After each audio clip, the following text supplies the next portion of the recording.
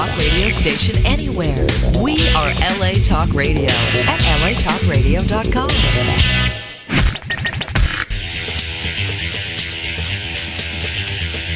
You're listening to Question Reality. Question Reality with Priscilla Leona. Priscilla Leona. Only on LA Talk Radio. Hi, welcome to Question Reality. Happy New Year, everybody. I am back. Took off a couple weekends because I need to resurge, as if I don't have enough damn energy already, right? I had to get more energy this year. And as you know, I am your host, Priscilla Leona, and we are coming to you live from Studio City, California. And you can catch our show every Sunday from 5 o'clock to 5:50 p.m. Pacific Standard Time. And if this is your first time tuning in, our show is about informative entertainment. And we do it in a fun, upbeat improv style, which I think is what radio should be about. We will provide you basically with tips and advice and resource information on how to pursue a career in show business. And we have guests that work in various professions of the entertainment industry. So that means that we will have somebody from a career that you are interested in. If you want to know who's going to be on the show in the future, you can visit our official website, which is the Question Reality website, and that direct website address is questionreality.us, questionreality.us, not .com. And if you want any of the past guests, read their bios, and listen or download any of the shows, you can do that right where you are, because if you're listening to us live, you are on the LA Talk Radio website. If you click on the Schedule 1 link at the top of the LA Talk Radio website, look for our show, which is Question Reality. It's got my cute little big chubby cheek face, and and it's in the time slot of Sunday at 5. Click the link, and it'll take directly to the archive page. And at the archive page, you can just scroll down and look at all of our guests from the very beginning, and you can hit play. If you hit play, the show's going to start playing immediately. If you right-click download and hit save link as, you can save the show to your desktop and listen to it at your leisure. You can also download us from the podcast section on iTunes. So check us out on iTunes. Always fun. And we would love for you to call in and ask questions and provide comments on the guests for the show. Now, I know a lot of you are shy, but one of you get the ball rolling. You can do it. And we ask that you call in between 5:20 and 5:30. And when you call in, we take your calls directly. You don't have to go through a screening process. So the call-in number should be right in front of you if you're on the LA Talk Radio website on the left-hand side, channel 1. And if you don't have it or you want to give it to someone, let me give it to you now. It's 323-203-0815. Again, 323-203-0815. And I would suggest that you get a pen and paper, because you are going to have to take some notes today, or else you're going to have to wait until tomorrow and then come back to the LA Talk Radio website and download the show, because we are going to be blowing through some topics today. As everyone knows from my pre-advertisement and my email blast, we have a fantastic guest for you today. His name is David JAPKA. He is a production manager and assistant director, among many other things, and he is with us today, and we're going to talk to him in a few minutes. If you want to check out his website while I'm going into my spiel of introduction topics and advertisements, you can check him out on LinkedIn.com/David JAPKA. DAVIDJAPKA, or you can check him out on imdb.com, and type in his name, David JAPKA, and you can see all of his credits. So we're going to talk to him in a couple of minutes, but I just wanted to tell you that when we talk to him, you are going to be so excited, because David JAPKA, if you're interested in a career in film production management, but you don't know exactly what it entails, David has been delivering outstanding production management services for 20 years. So by the end of the show, you are going to hear about contracts, deal demos, employee paperwork, independent contractor versus employee, insurance under liability, property, CAS, negatives, workers' compensation, errors and omissions, budgeting, what's above the line, what's below the line, labor, materials, expendables, location concerns, scheduling, script breakdowns, elements, labor and union rules, continuity, turnaround time, company moves, call sheets, and safety. Woo! My God, that man's got his work cut out for him. I think I'm going to have to be taking him out to lunch because he is going to be talking about a lot of stuff today. Now, I am so excited. Oh, my God. I am so excited to announce that my show, Question Reality, will be holding a contest. Okay, it's a contest that I decided to start because we are now kind of affiliated with the Lonnie Chapman Theater in that we are going to be giving you 2 free tickets, an opportunity for you to win 2 free tickets to their upcoming plays in 2010. And the way we're going to do that is we're going to hold a contest. We're going to give you 3 questions, and if you get the questions right, you win the 2 free tickets. And here's basically how it works. Number 1, you got to listen to our show to hear about the new upcoming play throughout the year. 2, you're going to write down the 3 contest questions and find the answers. And 3, you're going to have to be the first caller when we announce the lines are open to take calls. Because I'm going to announce the questions at the end of the show, next week when I say the lines are open, you got to be the first caller, and you call in and you say, hey, Priscilla, I want to win 2 tickets to the Lonnie Chapman Theater, and try to say it enthusiastically. We all like the enthusiastic sound on the show. And then you give the correct answers. You're going to win the contest. You email us your contact information and we will send you the tickets. Now, unfortunately, guests of the show, either past or future, are not allowed to participate. Boo, I know. And you also must live in Southern California to be eligible and declared a winner. So that's it. It is that simple, easy to win a pair of tickets to the Lonnie Chapman Theater.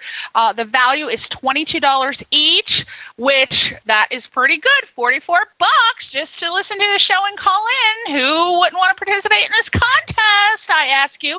Now, as advertised, again, we're going to begin the contest today. The questions will be announced sometime after the show. I would say maybe around the 5:30, 5:45 mark, just to clue you in. And so you'll have to stay tuned. Now, here's your clue. You will be able to find the answers somewhere on the Lonnie Chapman Theater website.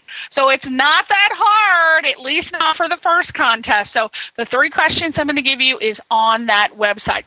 Now, the group rep at the Lonnie Chapman Theater is having this fantastic play that's coming up, and this is what the tickets are for. The first set of tickets are for The City. It's a play called The City by Clyde Fitch, and it was adapted by Stan Mazin. It's directed by Stan Mazin, and it opens January 22nd at 8 p.m., and the play runs Friday and Saturday at 8 p.m., and there's a Sunday matinee at 3 p.m., and it runs from January 22nd through February 28th, January 22nd through February 28th. And the Lonnie Chapman Theater, for those of you who don't know, it's at 10900 Burbank Boulevard, 10900 Burbank Boulevard in North Hollywood. And the reservation line is 818-700-4878. And you can find all the information that I just gave you at their website. It's called thegrouprep.com, TheGrouprep.com. And basically, The City by Clyde Fitch, for those of you who are not familiar with it, Clyde Fitch wrote, it's a 100-year-old classic, and it creates a buzz. It's really a fantastic play, and again, you'd have to see it for those of you who haven't, I don't want to spoil it, but basically George Rand Jr. is this character. He seems to have the world by the tail, and he's been nominated to run for governor. He's engaged to get married, and he's watched as his sister makes an excellent marriage to his private secretary. But the matters take a series of ugly turns in this play, and it's about the effects of unbridled ambition against a backdrop of virtuous small-time life, and I guess versing corrupting city life. So it was written in 1909 by Clyde Fitch. So he was one of the 20th century's most prominent and notable playwrights. And the city, what many of Fitch's critics consider to be his best, it was the last play that he wrote because he died, unfortunately, right before it opened. What a bummer. And adding to the buzz, the opening night was one of the most sensational in history, with near pandemonium reportedly breaking out after the line being screamed on stage, "You're a goddamn liar." So, damn had never been employed before. So, but never the complete expletive. So it was really wild back in to hear that. So, how could Clyde Fitch know that his play, The City, would resonate 100 years later? I don't know. Amazingly, this American classic does. It's loud and clear, and they've updated the version of the original drama. So, I mean, what goes on in this play could actually have been ripped from today's headline. So you definitely got to check it out. It's going to be fantastic. I am going to be going to see this. Absolutely. So, again, the Lonnie Chapman Theater, located 10900 Burbank Boulevard, North Hollywood. There is lot and street parking, air conditioning, heated, wheelchair accessible, general admission $22, seniors and students $17, groups of 10 or more $15. So again, the end of the show, 3 questions, you can win 2 tickets, okay? So now we're moving on to the second thing I'm so excited about, and I wanted to tell you about the opening of a fantastic feature film in which my friend Josh Weigel is one of the lead characters. It's called To Save a Life. And Josh plays one of the lead characters, Chris Vaughn, in the film. And To Save a Life, it's coming to theaters January 22nd. Oh, same night as the play. Oh, I have to choose. Which one am I going to go see? Okay, one in the day and one in the night. All right, that's good. It's a redemptive film that's geared towards the teen audience.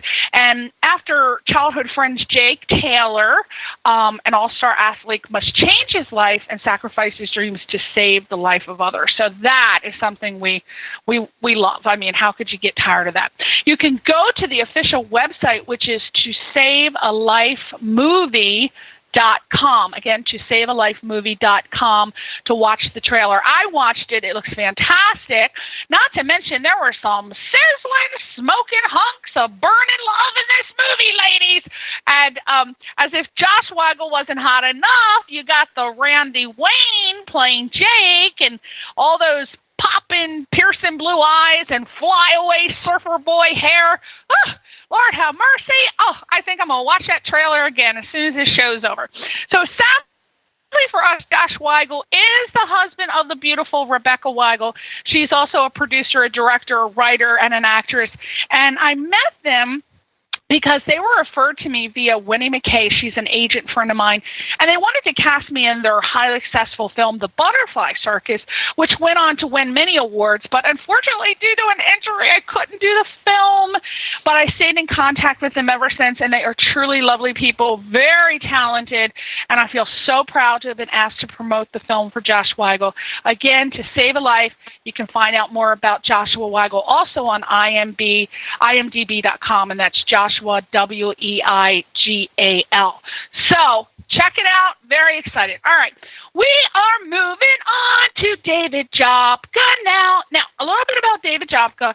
He's been delivering outstanding production management services for 20 years, from legal and marketing insight to scheduling and production execution, David has continually worked to provide back office excellence for established and emerging filmmakers. So he's well versed in all elements of film production. David provides script breakdowns, budgeting for business plans, and then follows through in building integrated and motivated production themes. So if anybody's out there, you need a production to run smoothly from start to delivery, you want to talk to David JAPKA. And currently, he works with independent filmmakers as a line producer, a production manager on features, shorts, and documentaries. And he's also a member of Film Independent, and he's a regular volunteer for Jewish Family Services. He's an avid photographer whose work has been published in the Los Angeles Times and other local publications. So without further ado, I wonder if he's still with us. Are you there, David JAPKA? Hi, Priscilla. I am here. You didn't fall asleep. Thanks for the wonderful introduction. Oh, you're welcome. Well, you are definitely of great humanly value in this world, especially for your production skills. And I understand that you are going to tell everybody who's interested in pursuing a career in that production management and in film, you're going to tell us what it's all about. Now, I've gotten several emails. I know you're going to cover different things. It's not production management, really. I mean, it is, among many things, it is the lifeblood. It is so much. Everybody, it's an ensemble, of course, but production management, my God. I have to interrupt you, Priscilla, to tell you that many people don't even know what I'm talking about when I talk about production management. There's so much focus on that's exactly what I was going to tell you. The sound, the editing, things like that. Many people forget that you got to get them all there at the right time, and you got to get it all working, and it's all got to be legal and blah blah blah blah. So I think it's something of a mystery. Yeah, I mean, film production, it's a business. It's a business for sure. Now, if one wanted to pursue a career as a production manager, let's start with what classes should they take if they're in school? Let's start from the very beginning. The path to production management is kind of twofold. One, it's business. It's a business-oriented career. But secondly, it's a producer path or even a assistant director path. Being behind the scenes, we make productions go. And I personally have gotten here by being an editor, by being a director, by being a producer, and knowing what all the different aspects are. So if you're asking how does one become a production manager, you do have to know all of the individual elements of the technical process, and then add on top of that the business elements. So how would you recommend maybe start out as a production assistant on a film? Yeah, a production assistant, specifically an office PA. That way you can see what's going on in pre-production. And pre-production is really where all of my activity happens. Of course, I'm on the set, and I do lots of stuff throughout the production. But early on in pre-production, in development, that's where a lot of these activities are going down. So someone entering into the business as a PA or an office intern, as long as it's in the production department, that's a great start. Mm-hmm. So there's, of course, pre-production, production, and post-production. As a production manager, are you involved in post-production as well, or just pre-production and then production? Pre-production and production. I'm involved a little bit in post-production, but there's an equal position, most oftenly called post-production supervisor, which handles a lot of those details. So they take over after you. So you do, a production manager does pre-production and production, and then a post-production supervisor takes over and finishes up. Right. And right, okay. There's a lot of activities that I do in post-production as well, because we create what's called a wrap book, which includes all of the details, the contracts, the deal memos, the logs, the production reports. All of those things are tied up together, and it's a living document that continues on and accumulates more information in post-production. But when a film or an entertainment moves on to the distribution, and my work is fairly complete. Okay, so let's start from the inception. Say we want to do a film, and we say, hey, David, we want to do a film for you. Have you ever done music videos? I have, yeah. Okay, let's do a music video. Okay, hey, David, I want to hire you as a production manager for my music video. What do we do? What do you do? What's the first thing you would do? Take me from the beginning all the way to the end. What's involved? What has to be done to make sure that you end up with a music video? Okay, there's a distinction that needs to be divided right at the very beginning. Is the music video by a record company like Warner Brothers or Arista or something like that, or is it an independent label? Or are you say it's an independent artist? Let's go real simple. Say it's a songwriter that just wants to make a promo video for one of his songs. He's not even signed. Let's keep it simple. Okay, so we're doing a fee-for-service arrangement for a music video. The artist is supplying all the funds for the production. My first question to the artist or the producer is, are you a legal entity? Are you a corporation? Are you a sole proprietor? Are you a partnership? Because we need to know what the business setup is. If not, we go through the process of creating a business entity. And what many people forget is that show business is, in fact, a business. And even though entertainment is widely exciting and enthusiasm abounds and it's a fun career, it's nonetheless a business. And we have to abide by all the rules and regulations that are laid out by the federal government, the state government, and the IRS. You don't want to forget them. So say it's a wife and she says, my husband wants to make he's driving me crazy. I want to make a video with him just to shut him up. And it's that situation. What would you do? Let's just make it real simple like that. What would you suggest in that case? Okay, so that's a sole proprietorship. I may have to put you back on track, Priscilla, because sometimes this stuff gets... Because the sole proprietor... I don't know how simple. I don't know how simple. Maybe if we go in an independent film, it would be all right, better... let's go with independent film. Let's do that one then. All right, Go ahead. Okay, so with most independent films are an individual company. And the general corporate classification that is popular these days is a limited liability corporation. And that's where you see, say, an LLC after the name.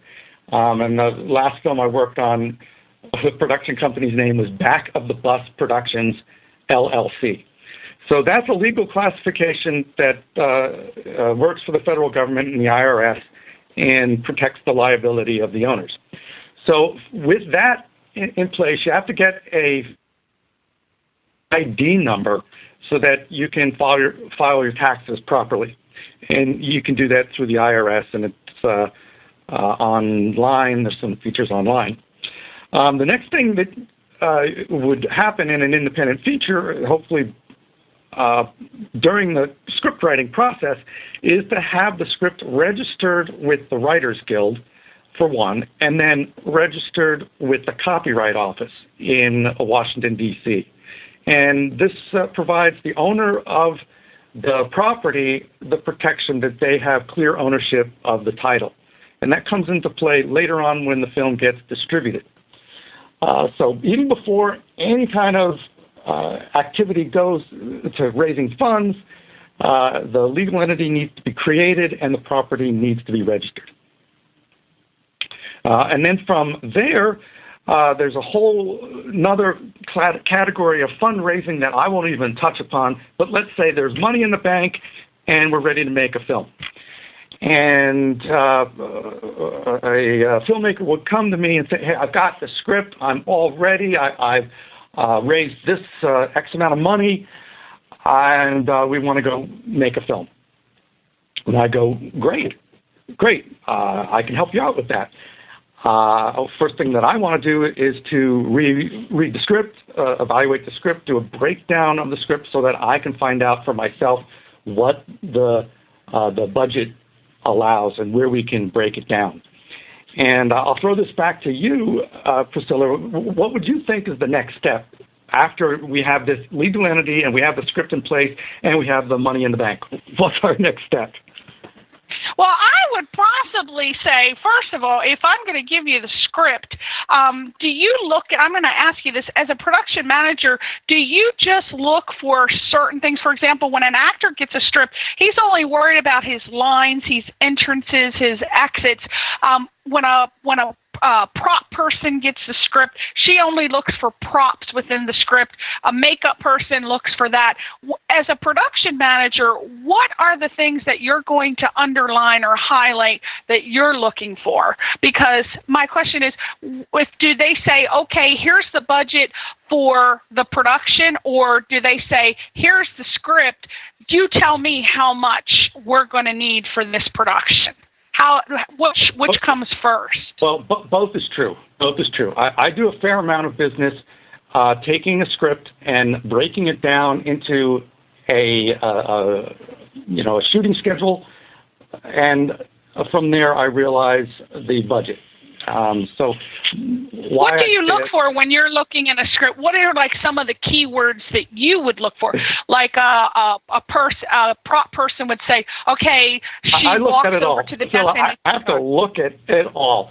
If I look at read a script, I specifically look for the special effects, the crashes, the explosions, whether we're in foreign or local locations, whether we need to build a set, whether we're going to use existing locations, whether there's any licensing issues, such as somebody wrote into a script, we want a picture of the Hollywood sign. And I'll have to circle that and go, you have to go license that. That's owned by the Hollywood Chamber of Commerce, and you have to get that license before you can actually, you can shoot it, but you may not be able to get it in the film in the final end unless you've paid a license fee to the Chamber of Commerce. So across the board, I'm looking at locations, I'm looking at what kind of photography challenges are, stunts, makeup, prosthetics, sound complexities, visual effects that are live, and then special effects that are done in post. So it's across the board. I have to look at every line of the script. And when you look at it, after you look at it, what do you do? Are you the one that says, okay, I'm going to need this person for this person for that? Do you do the hiring of the people that you need to execute everything in the script, or does the producer do that, or do you tell the producer who you need and they take care of it? And every project is an individual scenario, and that's the beauty of the filmmaking, the entertainment business, is that you're creating a unique company for this project, and it's a combination of people and personalities. So a producer may come in and they have some people that they've worked before, and maybe they like to work with them again, or maybe they want some new people, or maybe they don't have any connections. I have lots of connections with people, and I'm not hiring the entire staff down to the PAs. Sometimes I do. But mostly what I look at is getting the key positions hired. And the key positions would be for you? For which key? Director of photography, the sound mixer, sound department. Locations is absolutely key because you work with locations early on. Then an assistant director who's going to manage all of these elements.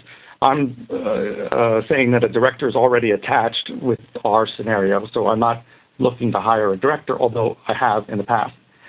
Wardrobe, makeup, transportation, those are the basic key departments. Let's see, grips, property, which is a byproduct of art, wardrobe, makeup, hair, lighting, camera crew, production sound, transportation, any special effects. Those are like the key. Woo! You get paid a lot of money, obviously, because to handle all that. If only that was true.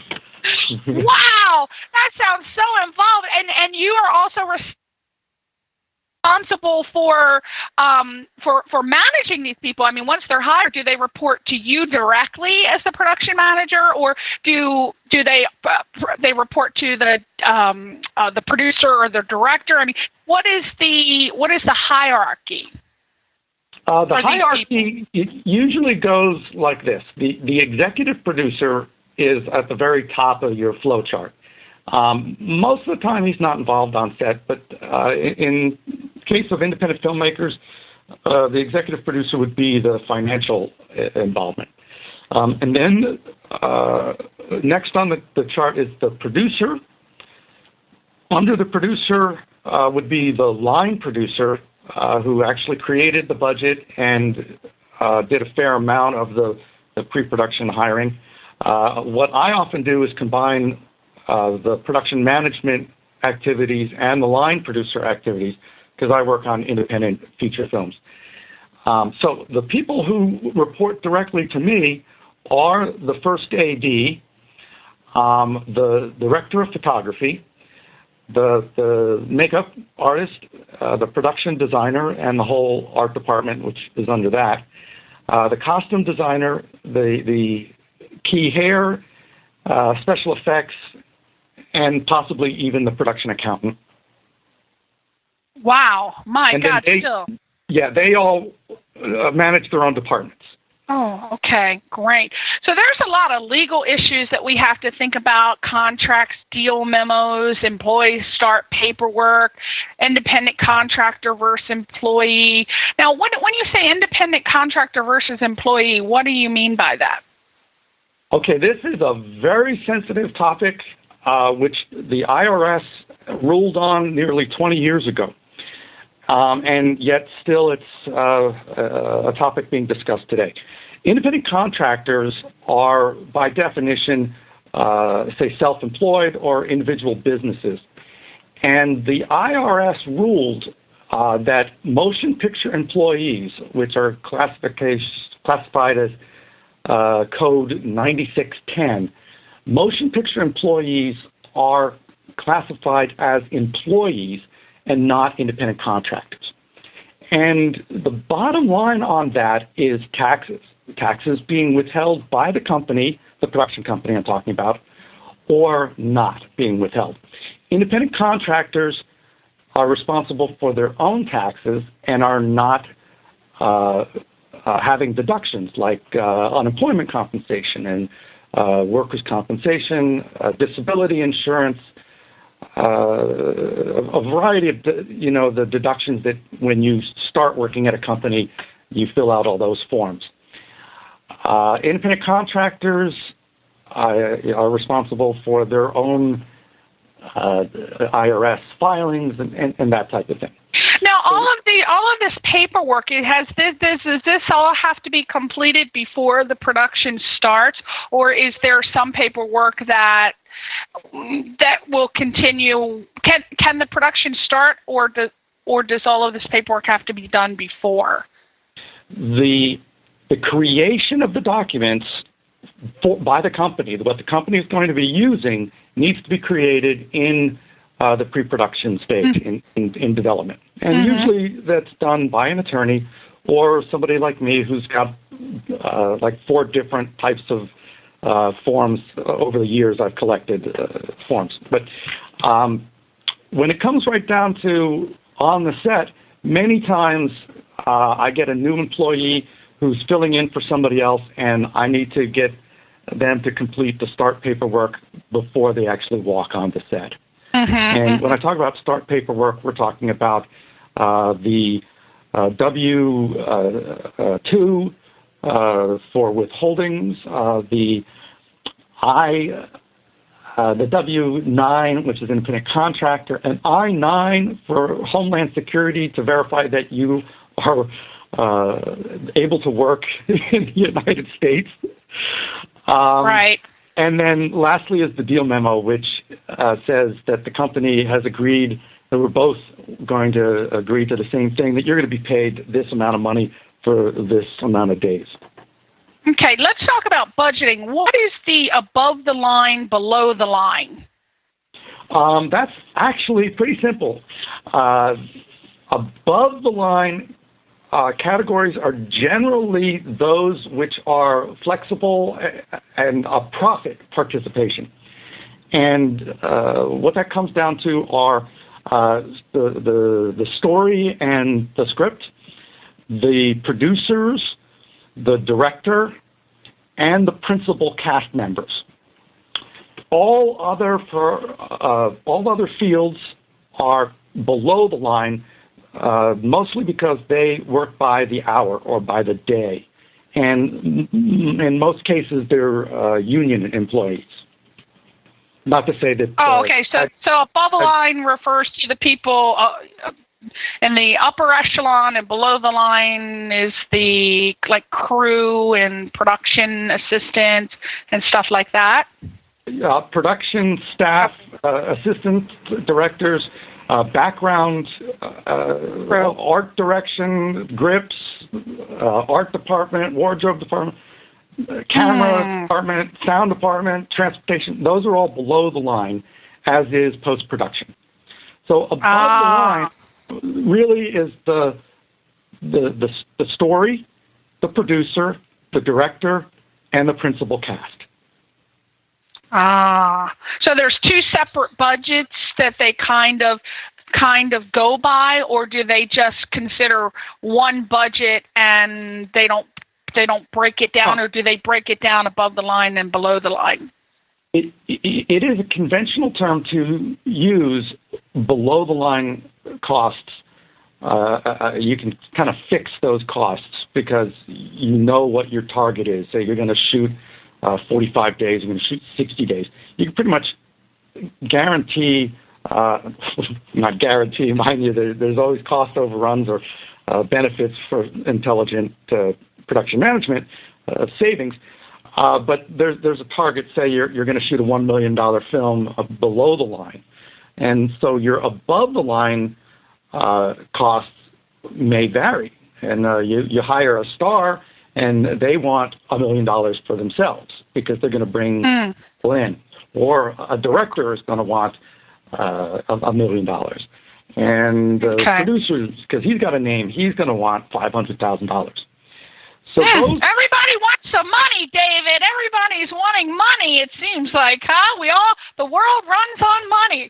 Now, let me ask you a real quick question. I want you to tell the audience, because we're almost running out of time, can you tell the audience what are the pros and what are the cons of following a career in production management? What are the yay and what are the, what are the pros and cons? Well, the cons, I'll tell you right off, it's being an unsung hero. Nobody knows when you've done a really good job in a production management situation because everything's gone right. But the cons are when the job is not done quite right.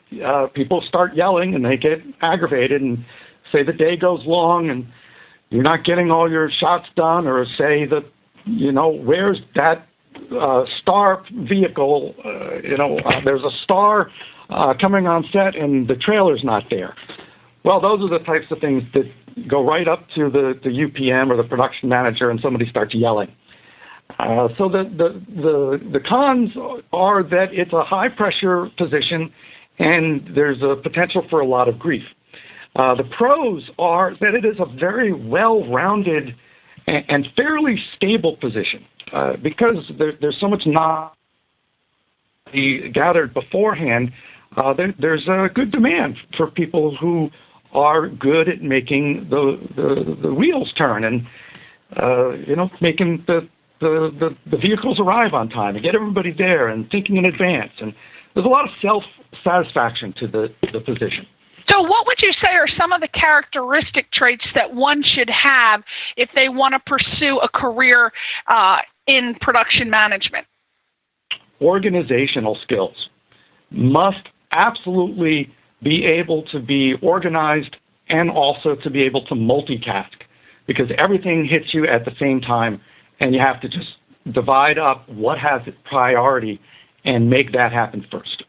So an orientation towards project management and priority setting. And what would you say, patience?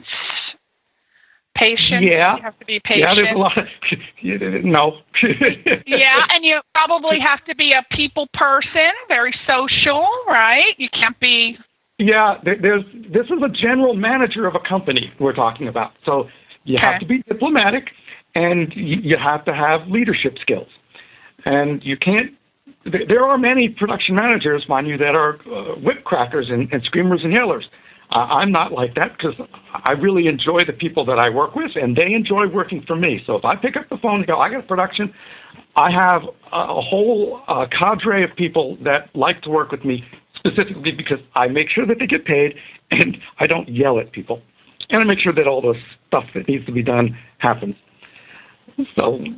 Right. So you're a nice production manager, okay? And and then some of the ways that you get, I understand that it's kind of in that business, well, in any business really, but I do hear a lot about it's who you know when you go to get a job working in a specific field in the production under a production manager. How do you go about, as you said, of course it's people that you work with, but what if somebody wants to break in the business and they don't know anybody, if there's no cousin or brother or aunt or uncle, but they just want to work and learn? Do you just hire unknown people that you don't know? Do you call the union? How many times do you actually call the union to actually get someone? Or is it usually you hire a word of mouth? Or what are the percentages? You have to look at a differentiation between a union project and a non-union project. My position is a union position called a Unit Production Manager, the UPM. And that is a DGA, the Directors Guild position. And the career path in the Directors Guild is PA to assistant director, usually say a second assistant director or third assistant director.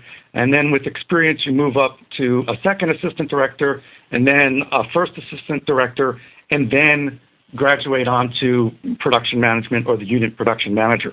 In a non-union scenario, a unit production management is a title. I prefer production manager to carry a non-union title, just so that you know it's a non-union project.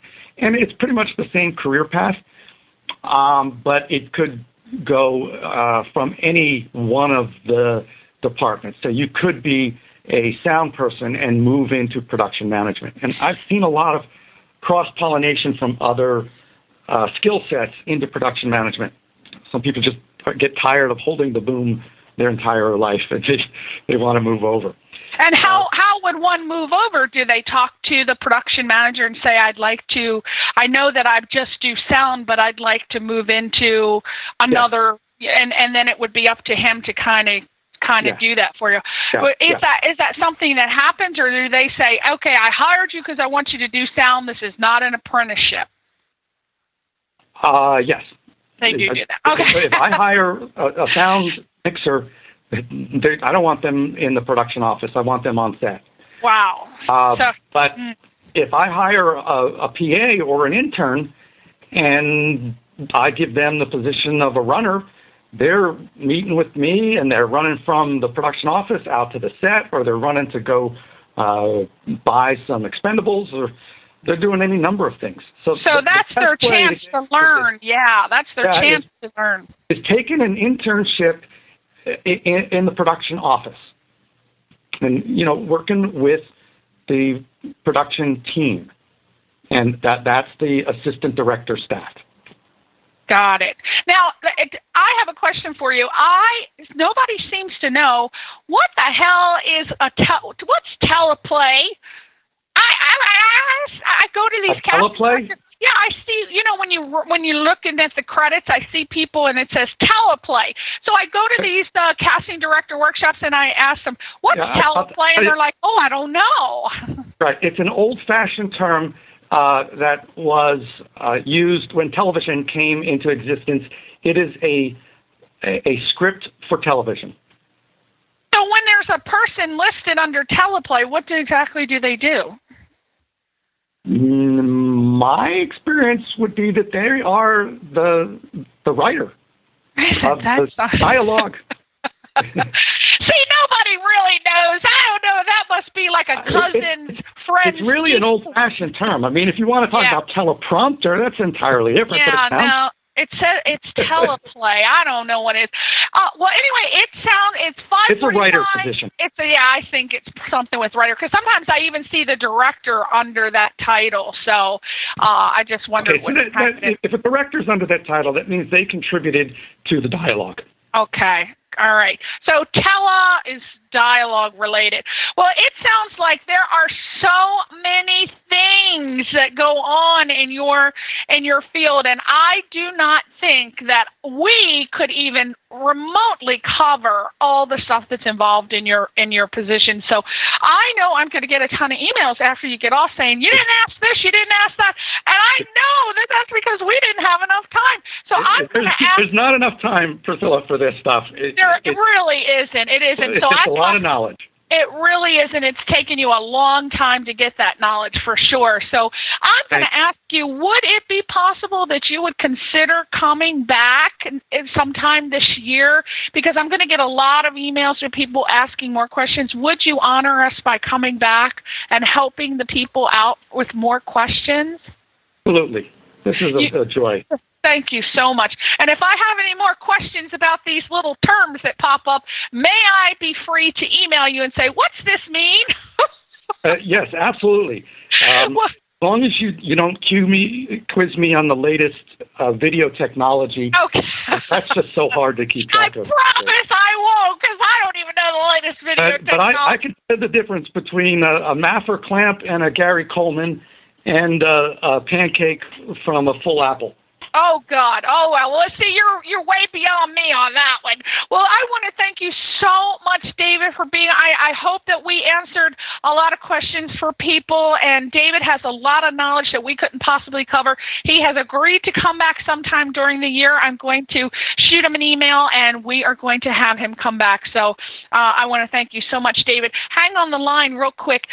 Again, thank you so much, everybody, for tuning in. I am going to run the questions by you real quick for the contest. Number one, the question for the 2 tickets for the Lonnie Chapman Theater to see the play The City, which I'm going to be opening the lines for next week.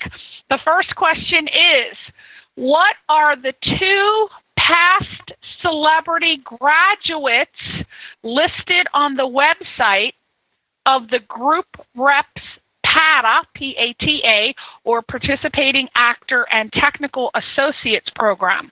Again, who are the 2 past celebrity graduates listed on the website of the Group Reps PATA, P-A-T-A, which stands for Participating Actor and Technical Associates Program? Question number 2.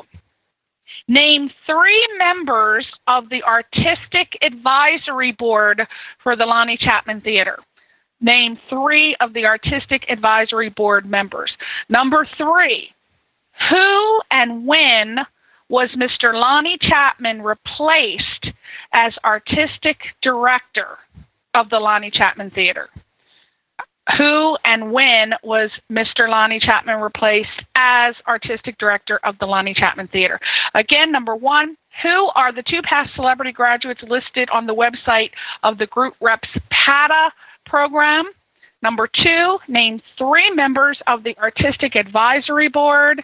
And number 3, who and when was Mr. Lonnie Chapman replaced as Artistic Director of the Lonnie Chapman Theater? Those are the questions. They're right on the website. Get the answer. Tune in next week. As soon as I say the lines are open, be the first one to call, and you will win 2 tickets to see the city at the Lonnie Chapman Theater.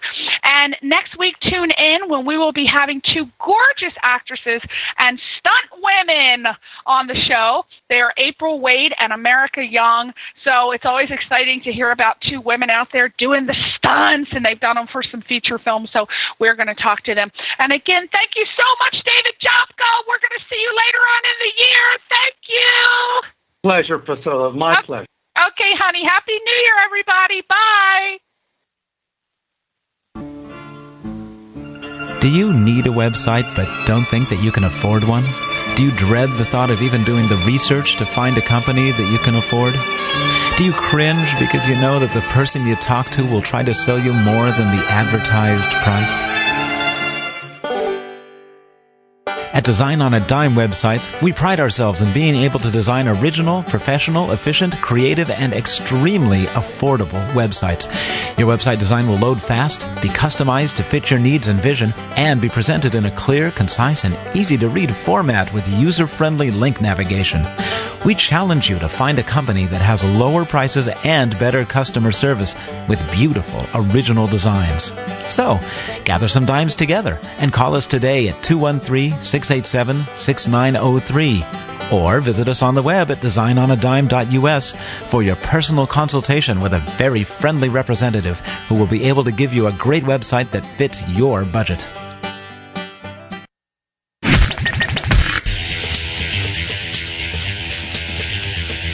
You're listening to Question Reality. Question Reality with Priscilla Leona.